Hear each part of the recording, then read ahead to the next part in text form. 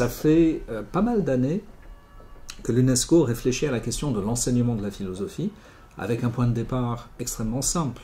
Si la philosophie est importante, si elle a vocation à servir de cadre d'ensemble pour la réflexion de la pensée sur elle-même, si elle est donc un outil, une ressource, un cadre de réflexion fondamentale, pas simplement pour elle-même, mais pour l'ensemble des disciplines des sciences humaines, des sciences sociales et des sciences naturelles, alors comment peut-on imaginer que, dans le meilleur des cas, les personnes y soient exposées pendant 1 an, la terminale au lycée, dans le système français, voire dans beaucoup de pays, pas du tout.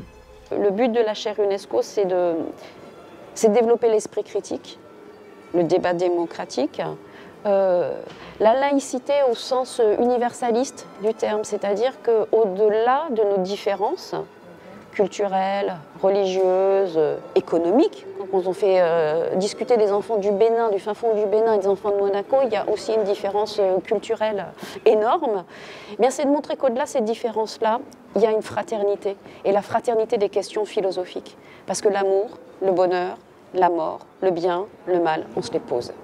Et donc, ce qui est important pour moi, c'est de faire vivre ce lien, cette fraternité. Ce qui nous unit est plus fort que ce qui nous divise. Je crois que cette initiative de l'UNESCO de créer cette chaire, elle est tout à fait fondamentale parce que l'alternative à la violence, qui est le dialogue bien sûr, mais qui est aussi le conflit. On peut dire que le conflit est une alternative à la violence. Très souvent, c'est parce que des conflits ne se sont pas formés à temps que la violence explose. Or ça démarre dès le plus jeune âge. Et donc, travailler sur cette capacité à sortir de la violence, pas pour aller vers des consensus mous, mais pour aller y compris soit vers des conflits non violents, soit vers ce que dans les mouvements citoyens on appelle des constructions de désaccords, qui à ce moment-là sont une source d'enrichissement. Je sais, y compris par expérience, pour l'avoir vu chez mes propres enfants quand ils étaient très jeunes, que ça s'enracine très tôt.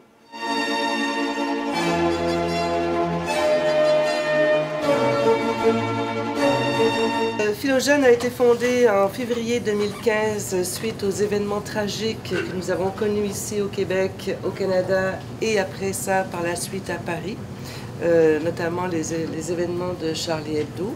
La visée principale est le développement d'un programme d'éducation aux valeurs démocratiques et civiques avec le dialogue philosophique pour les jeunes. Il a 2 axes fondamentaux, l'éducation à la citoyenneté mondiale pour préparer les apprenants aux défis du 21e siècle et la prévention du dogmatisme, du fanatisme et évidemment ce qui est en jeu dans la radicalisation actuellement. Tous les 2 étant des priorités de l'UNESCO.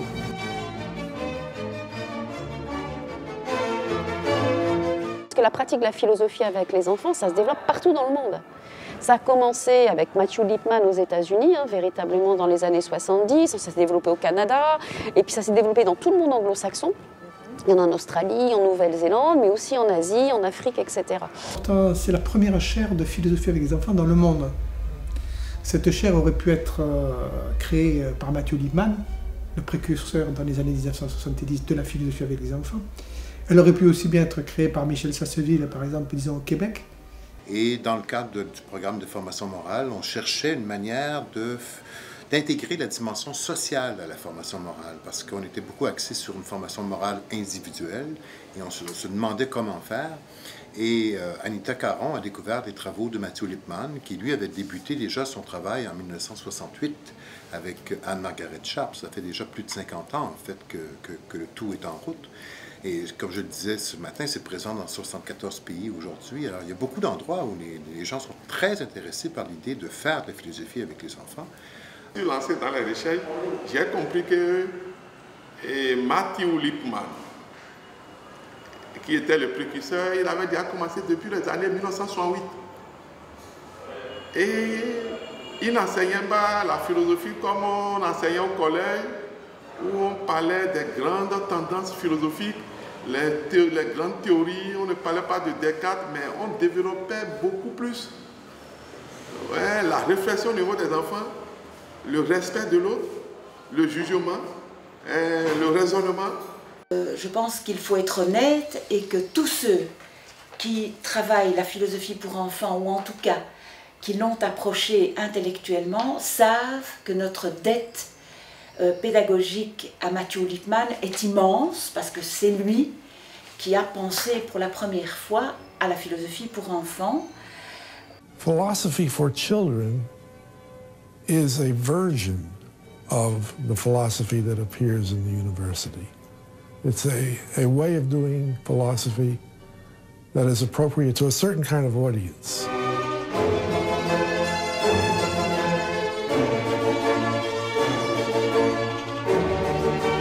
Alors, le travail des enfants, c'est d'apprendre à penser. Pour apprendre le monde, ils ont tendance à se soumettre à la voix et à la parole des éducateurs. Et si ça continue jusqu'à l'adolescence, c'est comme ça qu'on en arrive au langage totalitaire. C'est-à-dire qu'il y en a un seul qui dit la vérité, c'est mon Dieu, mon chef, mon responsable scientifique, et c'est lui seul qui dit la vérité.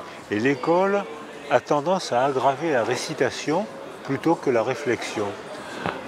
Si on apprend à un enfant à penser, c'est-à-dire à douter, donc il a un choix entre deux alternatives. Donc à ce moment-là, l'enfant a un degré de liberté puisqu'il a un choix. Est-ce que ça vibre dans le corps?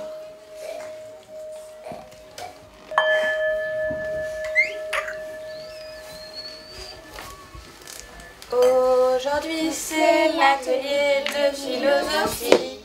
Pendant cet atelier, nous allons apprendre à penser. Est-ce que tous les humains sont pareils? Alors on va fermer ses yeux, quelques secondes, chercher une réponse dans sa tête. On cherche. Non. Alors pourquoi? Parce qu'il y en a qui sont marron comme ça et de cette polar. Quand on n'est pas pareil, ça veut dire qu'on n'est pas né dans le même ventre de la maman. Les humains ne sont pas pareils, mais il y a des uns qui sont pareils, il y a des uns qui ne sont pas pareils. Il y a des humains qui sont presque pareils, mais en fait, toujours il y a quelque chose qui est tout petit qui change. Les humains ne sont pas pareils parce qu'il y en a qui peuvent avoir les mêmes yeux bleus, mais pas la même voix. En fait, ils n'ont pas la même tête. Les humains, ils ne sont pas pareils parce que ils n'ont pas les mêmes habits et rien à dire. Les humains, ils n'ont pas la même coupe de cheveux. Les humains ne sont pas pareils parce qu'ils n'ont pas le même visage. Maman, laisse-moi jouer dehors. Bon, dit maman, après tout, tu es grand maintenant. Elle ne trouve pas le chemin pour y aller à sa maison.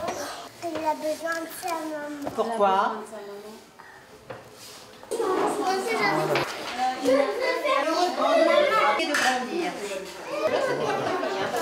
Pourquoi la philo à l'école? Mais pour être heureux, tout simplement. Et on est heureux que si on se connaît et que si on connaît les autres. Comment on peut vivre avec les autres si on est incapable de leur exprimer une idée ou si on est incapable de recevoir ce qu'ils disent? Pour moi, c'est essentiel, la capacité à recevoir ce qu'un autre dit.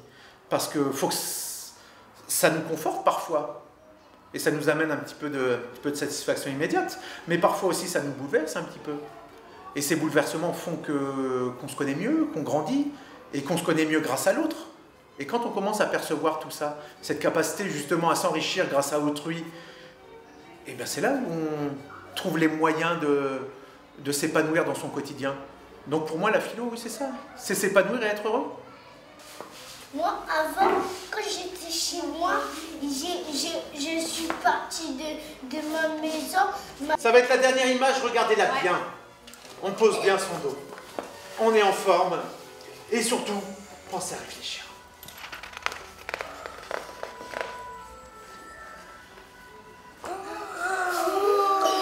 Elle est hyper noire.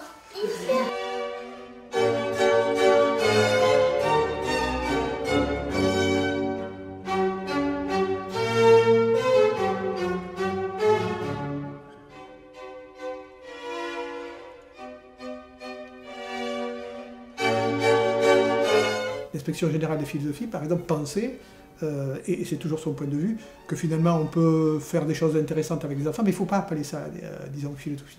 Nous osons le mot philosophie parce que ça permet précisément que le débat ait lieu. Les enfants peuvent réfléchir, disons, très tôt, surtout quand il y a un espace réflexif qui est créé à l'intérieur de l'école ou à l'intérieur, disons, de la famille. On sous-estime finalement leur capacité, disons, réflexive, et quand on leur donne cette possibilité de prendre la parole, et lorsqu'on les accompagne, non pas pour répondre à leurs questions, mais pour les aider à répondre eux-mêmes aux questions qu'ils se posent. Les mythes, moi, me semblent extrêmement porteurs, parce qu'on y trouve tous les grands archétypes qui expliquent les contradictions psychiques, finalement, intrapsychiques d'un individu. Et on trouve, disons, dans les mythes, toute la question de l'origine, c'est-à-dire quelle est l'origine du monde, quelle est l'origine de l'amour, par exemple, donc chez Platon, comment on peut expliquer qu'un certain nombre de choses soient arrivées finalement, disons, à l'homme et à l'histoire, disons, de l'humanité. Et moi j'aime bien, disons, travailler sur les mythes parce qu'on est en relation directe avec les grands archétypes inconscients. Mais il y a une grande diversité, je pense qu'il ne faut pas tomber dans le dogmatisme sur les différentes pratiques. Je crois que c'est important, c'est que chacun des acteurs, des animateurs, soit conscient de ce qu'il a envie de développer avec les enfants. C'est plutôt des compétences qui sont démocratiques, comme Michel Tozzi, ou plutôt des compétences philosophiques, comme je peux le faire, ou comme Mathieu Liebman le faisait, ou plutôt des compétences un peu existentielles, comme le faisait le psychanalyste Jacques Lévin. C'est un projet dont l'idée fondamentale est de combiner la pratique verbale philosophique avec une pratique philosophique artistique. Donc, je dis bien pratique philosophique artistique parce que dans notre vision des choses, la partie artistique est philosophique au même titre que la partie des discussions verbales. Parce qu'on apprend des choses aussi quand on est grand, donc on ne peut pas tout apprendre quand on est enfant. Nos parents ils peuvent encore nous contrôler, on n'est pas complètement autonome. Pourquoi c'est dans sa main? Tu dessines presque comme moi. Alors là c'est le toboggan, l'enfant dans l'aire de jeu avec un ballon de foot. Et là j'ai fait la voiture. Et puis là quand l'adulte rentre de sa journée de travail, et là il a la boîte aux lettres et là il sort la facture, il l'ouvre et en fait c'est les impôts. La façon dont les enfants vont vivre leur citoyenneté, l'enjeu c'est qu'ils se sentent, je pense, légitimes. Ce qui a interpellé, je pense, l'équipe politique, et c'était aussi un de mes principes forts, c'est de se dire, malgré leurs difficultés, malgré peut-être leur vécu compliqué à l'école, il faut qu'ils se sentent légitimes comme citoyens. Johanna, qui est notre directrice de la maison de la philo, est pilier central de toute cette démarche de vie de philo, a beaucoup travaillé à banaliser. Et là, l'idée, c'était bien d'ouvrir les enfants sur le monde qui les entoure, de leur permettre d'y réfléchir, d'échanger, de s'exprimer, donc, et de se construire leur propre opinion sur tout ce qui fait leur environnement au quotidien, mais aussi en termes de sentiments. À partir de ça aussi, beaucoup développer l'esprit critique, et je crois que dans le monde que nous vivons, c'est extrêmement important. On pourrait dire que le présent existe, mais il n'existe pas vraiment. Et le présent devient passé, alors s'il n'y aura pas du présent, il y aura ni le futur, ni le passé, ni le... En fait, moi j'adore voir l'émergence de l'idée. Vraiment le moment où on voit l'enfant qui se concentre et là il fait naître une idée en lui, quoi. Et il l'exprime pour la première fois, il s'en rend compte. Et là il se rend compte que son idée a une valeur, qu'il a produit un fruit intellectuel qui est puissant et qui parfois emporte le groupe ou crée le débat et des choses comme ça. Et ce moment-là où ça monte, je trouve ça super, quoi. J'aime voir des enfants sortir, se découvrir, voir qu'ils sont capables de produire quelque chose de grande valeur, alors qu'en fait ils n'ont pas forcément à l'école le moyen de le découvrir. Et j'aime lire sur le visage d'un enfant la satisfaction qu'il a de lui-même quand il prend conscience qu'il a produit un raisonnement rigoureux. J'aime voir un enfant apprendre à s'aimer parce qu'il a vu qu'il était capable de produire ça. La question de l'égalité et de l'inégalité entre les garçons et les filles, il va vous concerner toute votre vie. D'accord ? Les filles, elles sont pas nulles parce qu'il y a des sports, où il y a les garçons qui jouent, par exemple la boxe. Ouais. Bah, les filles, elles jouent à la boxe, elles sont pas si nulles. Ils disent aux filles, il faut pas jouer parce que t'es nul. Mais ils disent aux garçons, oui, parce qu'il est fort, mais ça c'est sexiste. Il faut pas qu'ils se laissent berner par l'argument du scepticisme qui consisterait à dire « Les enfants, vous savez, toi tu penses que les garçons ont le droit de prendre possession de la cour, toi tu penses que les filles ont le droit de traverser la cour. Bon, il n'y a pas de vérité, vous savez, vous avez tous les deux raison, vous avez tous les deux tort. » Non, c'est dangereux de dire ça, c'est dangereux. Il n'y a pas de différence en fait, fondamentale entre les enfants et les adultes. Je pense que, comme le dit mon camarade Michel Onfray, nous naissons tous philosophes et que seuls certains le demeurent. Donc il s'agit bien d'accoucher les âmes de leur vérité sur des sujets qui sont des sujets plus universels, plus importants, moins immédiats peut-être, mais qu'il est, me semble-t-il, indispensable de pouvoir traiter, de pouvoir aborder. Oui. On avait des jeunes issus d'un conseil municipal des jeunes, du Grand Quevilly de Rouen, donc des jeunes qui ont l'habitude de discuter, qui ont l'habitude d'être ensemble, qui ont l'habitude de défendre peut-être des arguments, des prises de position, mais qui n'ont jamais eu l'occasion de travailler, par exemple, sur cette question du harcèlement. Je pense que les résultats que nous visons, la maîtrise de la langue, la capacité à penser par soi-même, le développement de l'estime de soi, voilà une démarche qui nous permet, elle seule, de tenter de les atteindre. Et par ailleurs, il n'y a aucun inconvénient à utiliser cette démarche. Donc faisons-le. Pourquoi y a-t-il des personnes harcelées? La question 6. 1, 2, 3, 4, 5, 6, 7, 8, 9, 10, 11, 12, 13, 14, 15. Ça peut produire des absences régulières à l'école parce qu'il se fait souvent harceler et qu'il a peur de rentrer à l'école. Sentir la personne tellement mal qu'il en passe des nuits blanches. Je pense que c'est plutôt genre harceleur passif.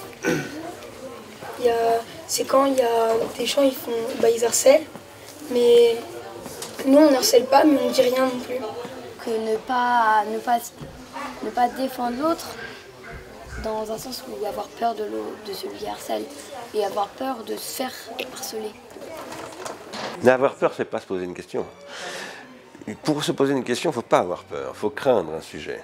Et donc, qu'est-ce que ça produit la peur? J'ai écrit un livre dans la description qui ne parle que de ça. Quand vous avez peur de quelque chose, ben vous faites du déni. Et donc, il faut transformer la peur en crainte, ce qui est du boulot, c'est pas du tout évident, et transformer cette crainte en question. Donc, ce que je veux dire par là, c'est que toutes ces questions, pour moi, sont absolument légitimes, mais en faire de vraies questions, ça, c'est pas du tout évident. Je ne pense pas qu'on puisse enseigner la philosophie à des enfants trop jeunes. Par contre, je pense que la philosophie a à voir avec l'enfance. Le problème de l'école, ce n'est pas les enfants, c'est les professeurs. Et je ne pense pas qu'on puisse demander à un instituteur à qui on déjà demande de tout faire, pratiquement. Maintenant, on leur demande de faire des cours d'anglais, on leur demande de faire des cours d'informatique, on leur demande tout. Ce n'est pas possible. D'autre part, une formation de philosophe, c'est difficile. Ce que je crois, c'est que les enfants ont une capacité de questionnement extraordinaire. Et qu'il faut créer les conditions pour que ce questionnement soit entretenu et ne soit pas stérilisé d'ici à la terminale. Ce qui est malheureusement ce qui se passe aujourd'hui. Et c'est stérilisé chez les enfants et chez les profs.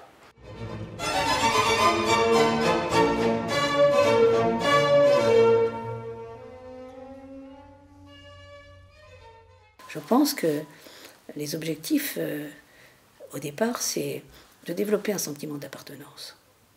Mais pas seulement à la classe, au monde, à l'humanité. Kevin parle d'un dialogue interne entre le moi-monde, c'est-à-dire la partie du moi qui regarde le monde, et l'instance monde, c'est-à-dire cette espèce d'instance où sont déposées les valeurs de l'humanité, les contre-valeurs, enfin tout ça. Et donc on a l'impression que ce qu'on favorise là, pendant ces 10 minutes, c'est cette espèce de dialogue. Alors, le débat, ils l'ont dit tout à l'heure, ils changent même d'avis. C'est un débat, Jacques Lévin appelle ça le langage oral interne. C'est-à-dire qu'ils sont en train de débattre avec eux-mêmes, en écoutant les autres, ils changent d'avis, ils découvrent un mot, ils se demandent ce que c'est, ils l'intègrent. Faire de la philosophie, c'est réfléchir sur un sujet qui intéresse tous les humains, qui a toujours intéressé les humains, parce que ça induit des questions pour lesquelles il y a diverses réponses possibles. Moi, je trouve que l'égalité, c'est obligatoire et que si un monde sans égalité, c'est pas un monde. L'égalité, il n'y en a pas partout dans le monde, entre les femmes, les noirs, les autres couleurs de peau. L'égalité, c'est quand on a les mêmes droits. En vrai, dans le monde, on parle tout le temps d'égalité, qu'il faut tous être égaux, mais en fait, les gens qui disent ça, c'est les gens qui n'ont pas les mêmes droits que nous. Les riches, quand ils volent de l'argent, ils vont pas en prison la plupart. Alors que nous, si on vole quelque chose, on va en prison. Donc, et dans le monde, personne n'est égal. Les gens ne sont pas égaux en vrai. C'est ce qu'on pense, même dans les pays riches. L'égalité, c'est aussi se respecter pour s'aimer et ne pas faire de différence. L'égalité, ça veut dire partager et de ne pas garder tout pour soi. Pour moi, l'égalité, c'est quand il n'y a pas de racisme. Les femmes, ils doivent être pareils que les hommes et tout le monde doit être pareil normalement. J'ai beaucoup aimé cet atelier philo parce que c'est vrai qu'il était calme et qu'on a tous été sérieux. Et je pense que l'égalité, c'est un sujet qu'on peut beaucoup parler dessus parce que déjà en ce moment dans le monde, il se passe beaucoup de choses qui ne sont pas vraiment égales. Et que dans une école, quand on a notre âge, ça fait du bien de parler pour pouvoir, quand on sera grand, essayer de faire des choses pour que le monde soit égal, tous les hommes soient égaux. J'ai bien aimé cet atelier philo parce que en ce moment, l'égalité, on en parle beaucoup. Et même si la France a beaucoup évolué, il reste encore des inégalités. Moi, j'ai bien aimé cet atelier parce que j'ai trouvé que tout le monde était calme et que surtout, du coup, tout le monde était respectueux de la parole de l'autre. Et je trouve que c'est bien de parler d'égalité parce qu'on est dans une école où vraiment personne n'est pareil. Et donc, ça fait du bien de parler de l'égalité. Alors que l'atelier philo, le but, c'est de donner son avis, mais d'écouter ce que les autres ont à dire et pas de leur faire penser autrement ou de juger ce qu'ils disent.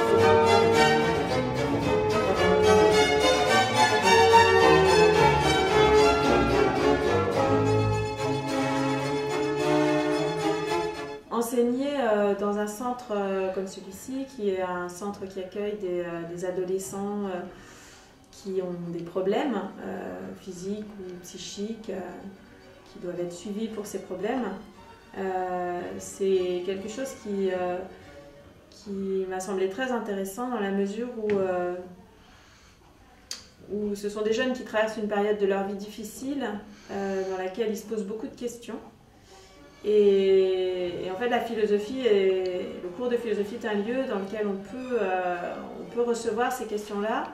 Donc j'essaye de les mettre le plus possible face à des débats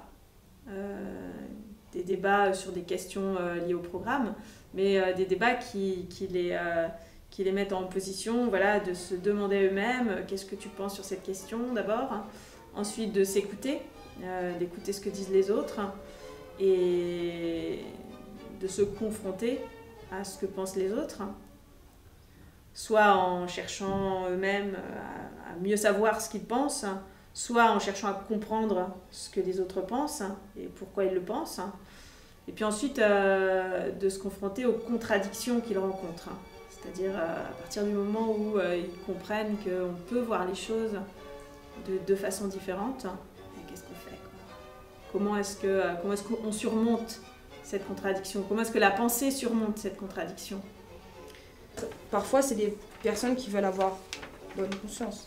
Je ne mange pas de viande et que ce serait pour les conditions, ce serait un peu pour vous donner bonne conscience ou pas, car techniquement... Alors, toujours le même principe. On vous distribue donc le quotidien L'Actu. On va vous laisser un temps relativement court pour choisir un article qui vous intéresse. Ensuite, on va se concerter et savoir ce que vous avez choisi. Vous allez présenter votre article. Donc, nous considérons comme des habitants du monde. Et donc c'est pour ça qu'on va utiliser le journal pour réfléchir sur un sujet que chaque élève choisit.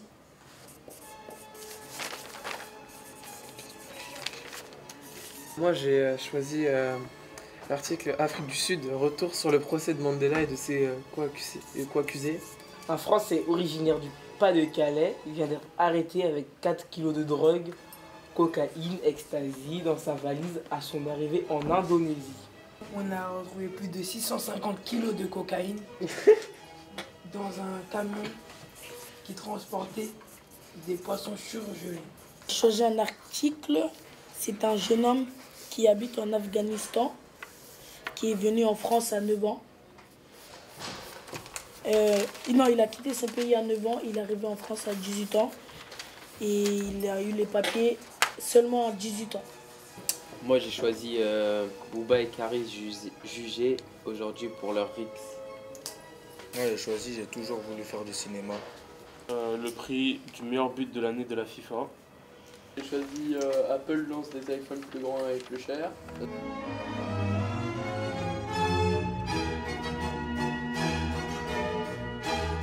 La construction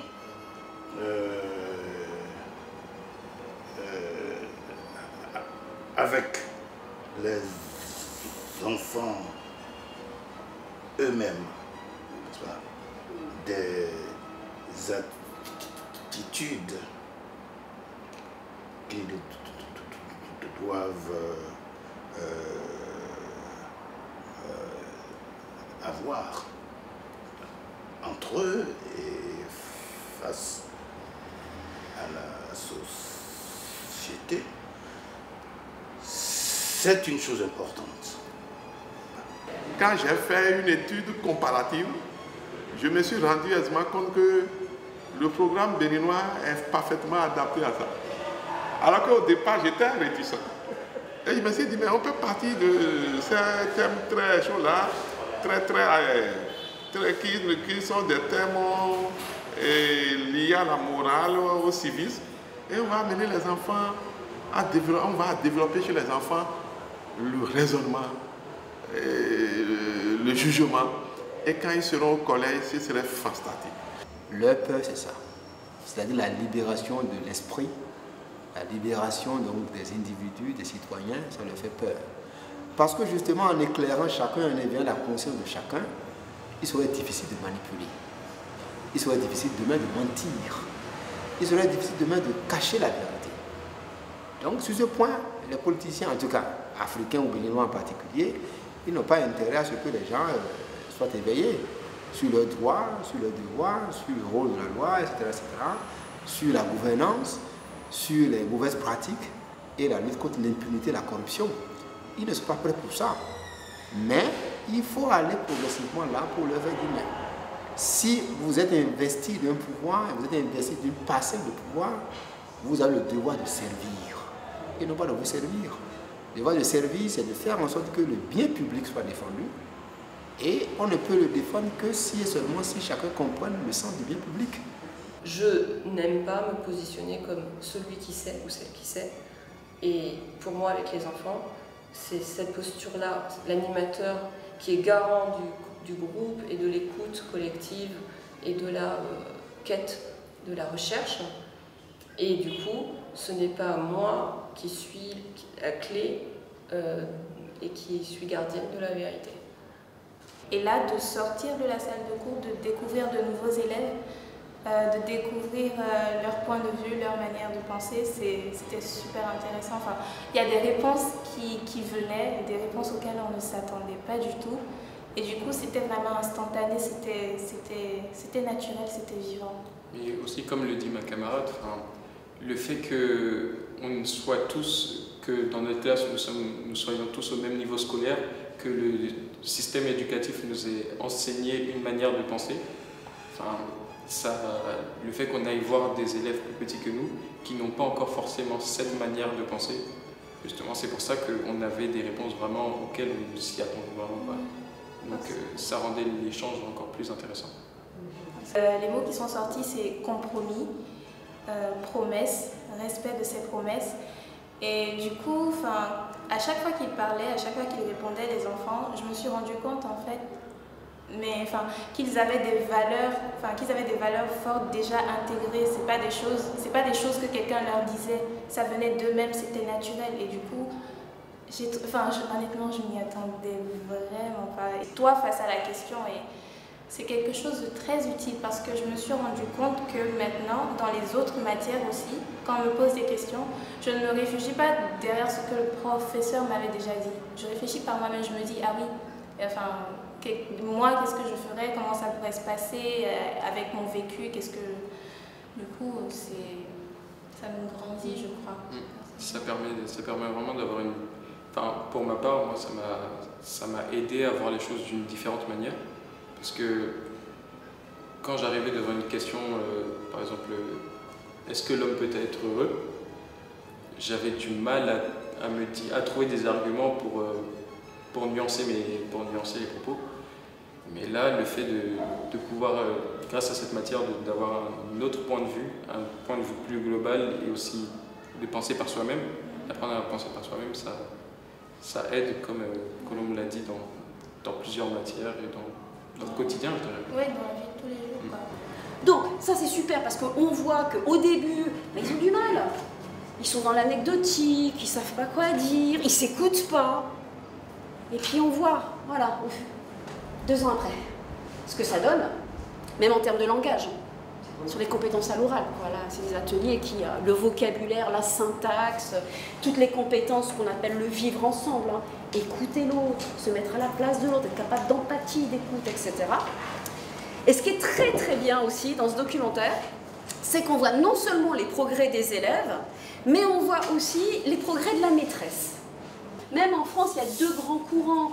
Soit on apprend d'abord à l'enfant à se discipliner, à obéir, et ensuite il pourra être autonome.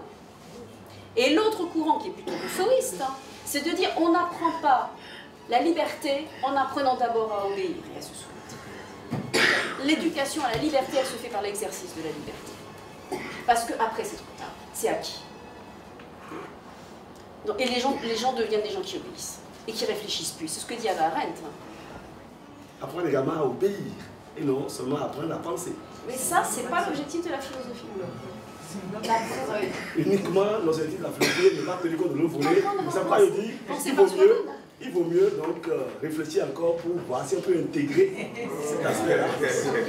Sur le respect, par exemple, ce qui est philosophique, c'est de problématiser qu'est-ce qui est respectable et qu'est-ce qui ne l'est pas. Est-ce que tout est respectable?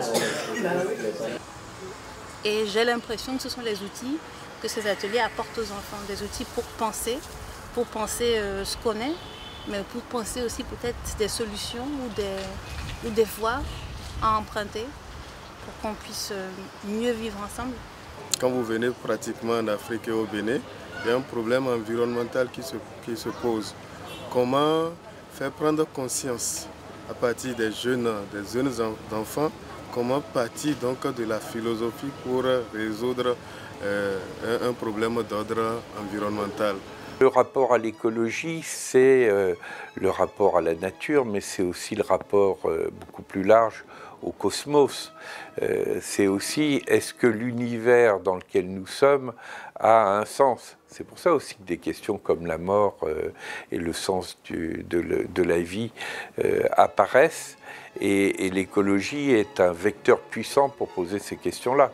Il était une fois Gigès, un un berger qui était au service du roi de Libye. À votre avis, que va faire Gigès de ce pouvoir? Vous, si vous aviez la bague, qu'est-ce que vous feriez? À ton avis, Gigès? Non. Qu'est-ce qu'on va faire avec ce pouvoir? C'est tout.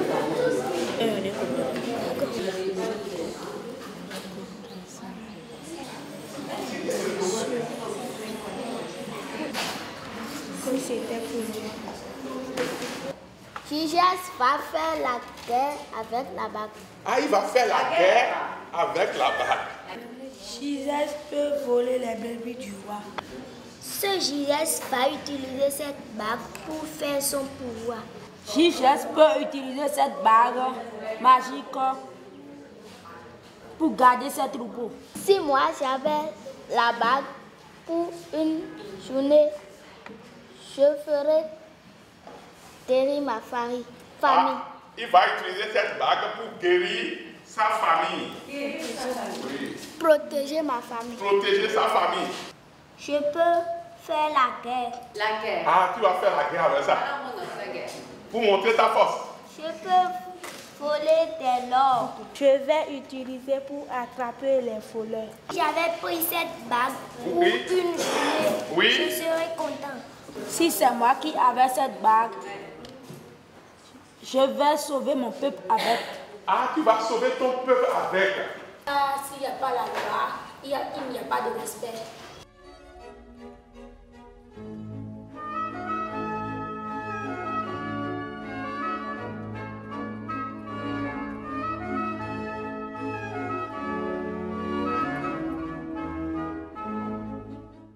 Dans tous nos textes, par exemple, les missions de l'école sont de former des citoyens responsables et des citoyens de la démocratie, des citoyens démocratiques.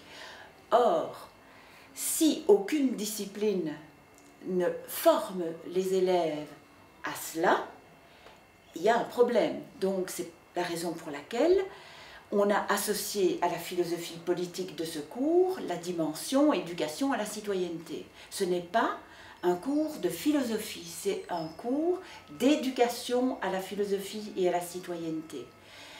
En revanche, ce qui est bien précisé, c'est que c'est la démarche philosophique, les outils de la démarche philosophique qui servent l'objectif de l'éducation à la citoyenneté. Et donc, il est clair que apprendre les élèves à penser par eux-mêmes, à juger par eux-mêmes, à réguler leurs affects en les mettant sous le joug de la raison, donc en développant l'esprit critique selon le registre intellectuel, selon le registre moral ou juridique ou esthétique, ce qui est quand même le propre de la philosophie, c'est de faire cette différence entre ces trois types de validité, ces trois types de registres, va contribuer très certainement à permettre aux enfants de comprendre mieux, peut-être, les principes démocratiques qui sont les nôtres historiquement, et donc d'aider à devenir des citoyens à part entière.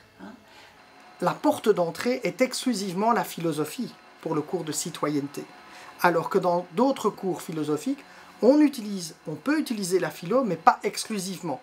J'ai parfois l'impression qu'on peut oublier qu'on est là pour les enfants, alors que leur donner davantage de place, la réflexion, ils ont cette capacité de trouver eux-mêmes des solutions aux problèmes qu'on rencontre, les soucis de harcèlement, de discipline, d'espace de parole dans les cours de récréation, des conseils de classe. C'est eux qui ont les outils, c'est eux qui ont les solutions. C'est la philosophie pratique, donc on est dans vraiment les opérations de pensée qui se mettent en œuvre par le dialogue en groupe. Et donc le questionnement est en effet une des opérations principales de la philosophie pratique.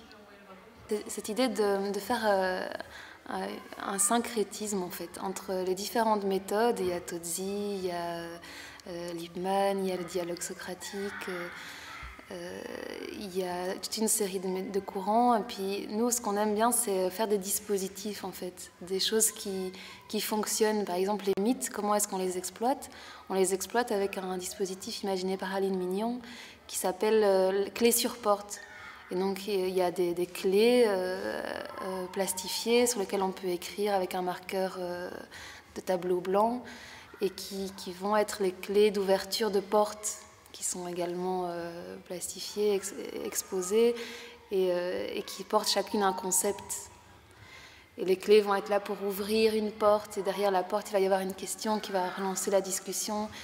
Et donc ça, c'est vraiment la marque de fabrique du pôle philo de laïcité Brabant Wallon, notamment les dispositifs liés à la philo et à l'art.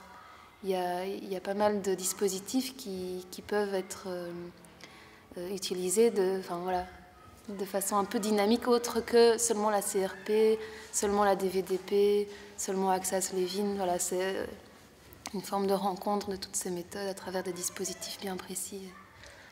Et donc l'idée, c'était aussi de s'adresser pas uniquement aux enseignants de morale, mais vraiment aux instits, et donc de travailler un thème de manière transversale, donc au travers de mythes, au travers de jeux, au travers des sciences, de l'art, de manière à permettre aussi de faire des liens entre les différentes matières scolaires, et donc de faciliter les apprentissages des enfants. Pour se mettre un peu en condition, pour se réveiller un peu, vous allez mettre vos 2 pieds au sol, vos mains sur les genoux, prendre une bonne inspiration, on descend les genoux aux pieds, et puis et encore prendre une bonne inspiration. Moi je trouve qu'on peut quand même croire ce qui est dans les journaux parce que c'est les spécialistes qui font passer le message, donc on peut quand même croire ce qui est dans les journaux. Le journal, c'est d'informer les gens. Donc ça pourrait être vrai parce qu'informer les gens, tu ne peux pas mentir dessus. Mais Ici, c'est quand le chien n'était pas content parce qu'il voulait avoir sa liberté. Donc il ouvrait, mais il y avait des briques. Quelqu'un dit quelque chose et qu'il y en a qui n'ont pas compris. Et on peut demander à quelqu'un s'il a compris et il peut redire mais d'une autre manière. C'est à la fin, on essaye d'avoir tous le même avis, comme ça on fait un atelier philo. Bah oui, ça nous apprend aussi à oser, à parler. Parce que moi j'aime pas tout le temps parler comme ça, mais ça nous apprend oui, à parler, c'est chouette. Pour moi, oui, on doit toujours dire la vérité, mais parfois on est obligé de mentir pour le bien. Parce qu'on n'est pas toujours vraiment libre de faire ce qu'on veut ou de nos choix, enfin, surtout quand on est enfant. Parfois, il faut mentir pour le bien des autres et de soi-même.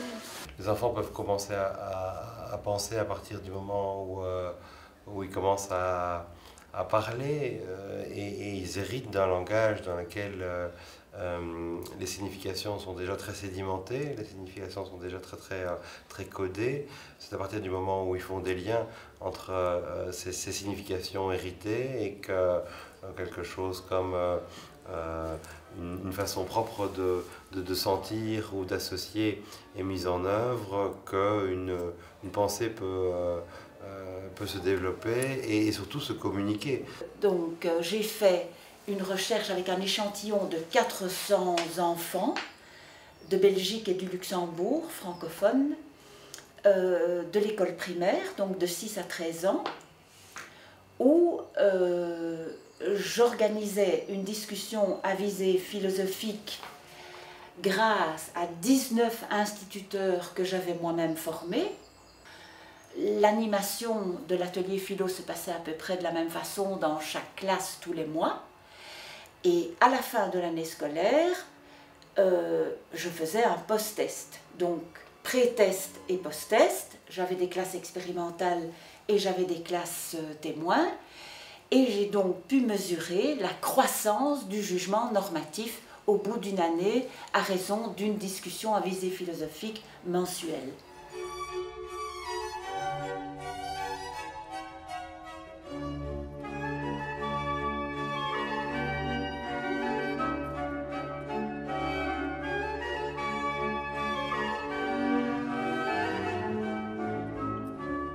l'éducation ne doit pas uniquement se réduire à la transmission d'un savoir.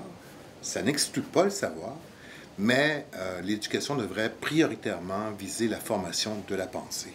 Puisque la formation de cette pensée complexe, qui fait appel à la fois à la pensée critique, à la pensée créative, à la pensée attentive, elle se fait dans le cadre d'une communauté de recherche philosophique, où là, non seulement on apprend à penser, mais on apprend à vivre avec les autres, de telle manière que de plus en plus on est à l'écoute des autres, de telle manière qu'on respecte de plus en plus les autres, de telle manière qu'on se respecte soi-même, de telle manière, autrement dit, qu'on développe tout un ensemble de forces morales que d'anciens appelaient des vertus, appelons-les comme ça, qui se développent peu à peu grâce au fait que le dialogue, qui est au cœur même de la démarche, permet de mettre en route. J'ai décidé de faire la formation en philosophie pour enfants, en fait, parce que j'ai vu que c'était un moyen pour moi, vraiment, d'aider les enfants à développer un système de valeurs qui leur est propre, une façon de penser qui leur est propre, qui n'est pas seulement calquée sur ce que pensent leurs parents ou sur ce que pensent leurs amis.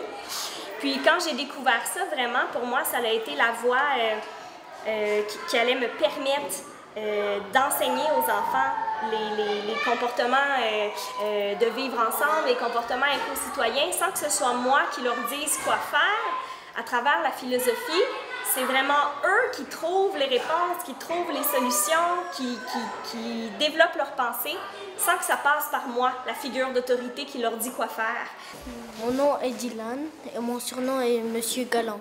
Je m'appelle Ishami, mon surnom c'est Madame Takin, je suis ministre de l'Environnement. Je suis ministre de l'Éducation et mon surnom est Autonomie. Bonjour, je m'appelle Nadine, mon surnom c'est Madame Pétillante. Je m'appelle Hanine et mon surnom c'est Madame Douceur. Madame Émilie et le surnom que les élèves m'ont donné c'est Madame Créative. Est-ce que je suis vraiment toujours obligée d'obéir? Eh bien, je suppose que ça dépend de ce qu'on te demande de faire.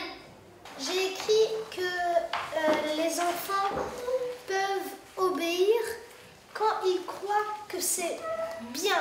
Comment dire, si tes parents choisissent pour toi, probablement que c'est la bonne chose pour toi. Ils vont pas te dire de faire quelque chose qui est nuisible pour toi, qui n'est pas bien pour toi. Moi, des fois, j'obéis, moi, des fois, je n'obéis pas. Pour les inconnus, on peut parfois les écouter parce qu'il n'y a pas que les inconnus qui sont des voleurs, parce qu'il y a des inconnus comme la police. Eux, ils sont des inconnus, tu ne les connais pas, mais par contre, eux, ils ne vont pas te faire du mal. Il ne faut pas que tu obéis à tes membres de famille, parce que comme le premier ministre de la Corée du Nord, il a tué toute sa famille pour être le premier ministre. Beaucoup nous disent que ça les a marqués, que ça les a aidés à mieux discuter avec l'adulte, à avoir confiance en eux, à être plus ouverts aux idées des autres, à ne pas être dans un jugement trop rapide. Puis, en fait, beaucoup aimaient ça. Puis, étonnamment, c'est souvent les enfants qui sont peut-être en difficulté dans d'autres matières vont adorer la philosophie, puis ils vont montrer vraiment des capacités étonnantes. Alors, pour eux, souvent, c'est une façon de se sentir valorisés. S'ils aiment faire de la philosophie, mais ils n'aiment pas les maths ou le français, bien, ils sont mieux à l'école. Et la question, c'était pourquoi le racisme? Est-ce que ça se peut? C'est un peu rejeter, mais aussi comme trouver une différence, comme être que les Noirs sont inférieurs aux Blancs ou des choses comme ça. Mais il y a quelqu'un qui disait, peu importe la couleur des personnes, on est toutes pareilles. C'est pas parce que t'es né dans un autre pays que t'es pas pareil. Tout le monde est pareil. C'est pas grave que t'as une différence, mettons, ta couleur de peau. Moi, je pense que oui, parce que si t'es riche, ça te sert à rien de voler. Mettons que son salaire par année, c'est, mettons, 100 $ par année. Là, il y aurait plus tendance à voler qu'une personne, mettons, que la personne qui dirige Amazon. je perds le contrôle dans les communautés philo. Je dois perdre le contrôle. C'est eux qui créent leur jugement. C'est entre eux que leur discussion, que leur construction, leur représentation mentale se crée. C'est sûr que je peux quand même intervenir, mais je dois laisser cette liberté d'expression. Moi, c'est important qu'ils choisissent les sujets à leur âge, et c'est pour ça qu'ils ont autant envie d'en parler. Parce que c'est eux qui l'ont choisi. Je n'impose aucun sujet. Et ils sont capables de réflexion, ils sont capables d'articuler leurs pensées. Et moi, je vois vraiment des effets immédiats de cette communauté philo. Cela apporte énormément aux enfants. Une appropriation de la parole et de la réflexion. Les parents, nos grands-parents comme nous se sont posés et se posent des questions. Nous allons faire une recherche ensemble. La question à laquelle nous allons réfléchir aujourd'hui est la suivante. C'est quoi un ami? Une question d'un jeune philosophe de notre classe. Selon moi, un ami, c'est quelqu'un qui, si tu as des problèmes, qui sera toujours là pour toi, qui va t'aider, qui va pas faire des niaiseries dans ton dos. C'est quelqu'un que quand on a besoin d'aide, il vient te soutenir quand on l'appelle. C'est pas le même amour parce qu'un objet, s'il se cache, tu peux en acheter un autre. Mais une personne chère, si tu la perds, tu ne peux pas la retrouver. Il y a même un proverbe qui dit « c'est dans les malheurs qu'on voit ses vrais amis ». Si tu perds un ami, ça va faire de la peine, mais moins que si tu perds ton père ou ta mère. Moi, je dirais qu'il faudrait être l'ami de tout le monde parce que personne n'est parfait dans le monde.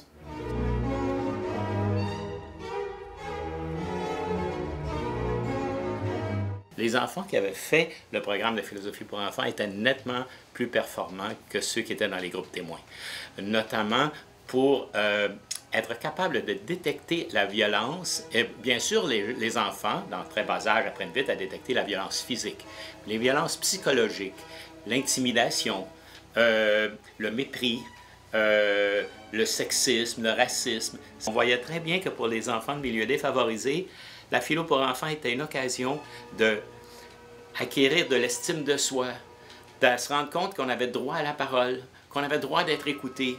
Ça rassure aussi ces enfants-là. Ça leur permet de voir qu'ils sont souvent victimes d'une violence qu'ils ne méritent pas, que ce n'est pas leur faute à eux et qu'ils ont droit à avoir un environnement plus tolérant, plus pacifique et plus convivial.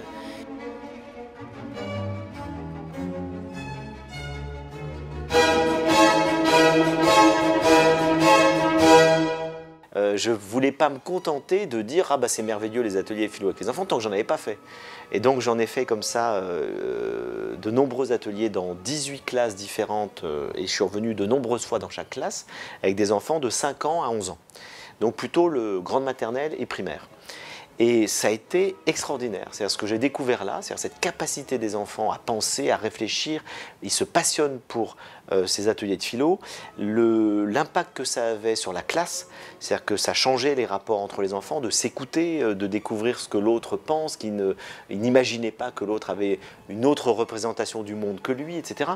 Que j'ai été convaincu que c'était extrêmement utile d'introduire les ateliers de philosophie avec les enfants dès l'école primaire. Et c'est pour ça que j'ai créé la Fondation Sève, qui vise à former des enseignants et des gens qui ne sont pas forcément enseignants, mais qui ont vocation à animer des ateliers de philosophie dans les écoles, là où les enseignants ne se sentent pas forcément capables de le faire, ou dans le cadre du périscolaire, ou dans des médiathèques, dans d'autres lieux. Le but de la Fondation Sève, ça veut dire savoir-être et vivre ensemble. C'est de développer chez les enfants le savoir-être et le vivre ensemble, dont les ateliers de philosophie sont un des éléments essentiels. Et donc on a créé des formations qui vise pendant une année à former des gens, enseignants ou non enseignants, à animer des ateliers de philosophie. Que peut-on faire, nous, par rapport à tout ça? On ne peut pas rester les bras ballants par rapport à tout ce qui se passe.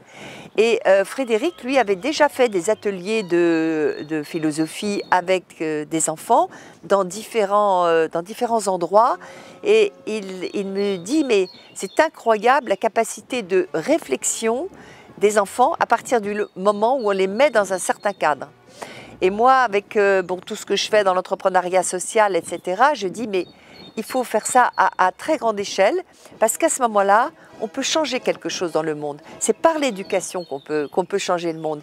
Et si on a un impact suffisant sur une tranche d'âge, et sur une tranche d'âge qui est très ouverte, on a choisi celle des 6-12 ans, mais ça peut être avant, ça peut être après, mais c'est une tranche d'âge qui est particulièrement réceptive. Si on a un impact sur cette tranche d'âge, alors peut-être pourra-t-on changer les choses pour les prochaines générations de demain. Aussi, je pense qu'on rencontre un vrai besoin chez les éducateurs qui sont un peu perdus, qui se disent, comme nous, ils ont la même réflexion que nous, on a eue, de se dire comment faire pour aider les enfants à avoir plus de discernement, à avoir plus d'esprit critique. Et leur permettre de faire ces ateliers philo avec les enfants, ils en voient dans les classes, ils en voient tous les résultats positifs. Et donc, beaucoup d'enseignants sont venus suivre nos ateliers, nos formations. Mais nous avons aussi, en plus des enseignants, des gens qui viennent un peu de tous bords. On a des psychologues, on a des coachs, on a des particuliers, on a des gens qui sont en train de rechercher, d'aller plus vers les enfants, vers l'éducation. Et on a aussi tout simplement des parents ou des grands-parents.